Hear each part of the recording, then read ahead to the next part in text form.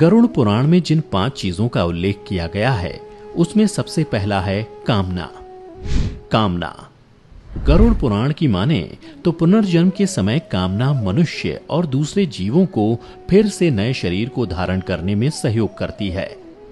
कामना के अनुसार ही मनुष्य को नए शरीर की प्राप्ति होती है, अर्थात मृत्यु के समय मनुष्य जिन जिन चीजों की कामना करता है उसके साथ मृत्यु के बाद भी चली जाती हैं और उसी कामना की पूर्ति हेतु उस मृत आत्मा को फिर से किसी न किसी शरीर का रूप लेकर लौटना पड़ता है।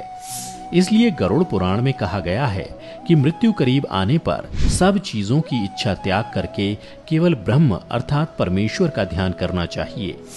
अगर कामना लिए चले गए तो फिर नए शरीर में लौटना पड़ेगा। कामना के बाद जो चीजें मनुष्य के साथ जाती हैं वह है वासना। गरुड़ पुराण का मानना है कि कामना वासना का ही साथी है। वासना एक ऐसी चीज है जिसका कोई अंत नहीं है। मृत्युशैया पर भी मृत आत्मा वासना से मुक्त नहीं हो पाती है। अब सवाल उठता है कि वासना क्या है। तो मित्रों, आपको बता दूं कि सांसारिक सुख की चाहत ही वासना है, जबकि ज्यादातर लोग वासना को केवल शारीरिक इच्छा की पूर्ति मात्र समझते हैं, लेकिन ऐसा नहीं है। गरुड़ पुराण के अनुसार जो मनुष्य मरते समय भी अपने जीवन साथी, बच्चों, परिवारजनों के बारे में सोचता रहता है, साथ ही उनसे मिलने वाले सुख दुख को सोचता रहता है और अधूरी चाहतों को लेकर छटपटाता रहता है, इसी छटपटाहट में उसके प्राण निकल जाते हैं। गरुड़ पुराण में इससे जुड़ी एक कथा का भी वर्णन किया गया है, जिसके अनुसार राजा भारत की चाहत एक प्यारे हिरण के बच्चे में थी। उसे सोचते हुए राजा के प्राण निकल गए, जिसके परिणाम स्वरूप अगले जन्म में राजा भरत को स्वयं हिरण के रूप में जन्म लेना पड़ा।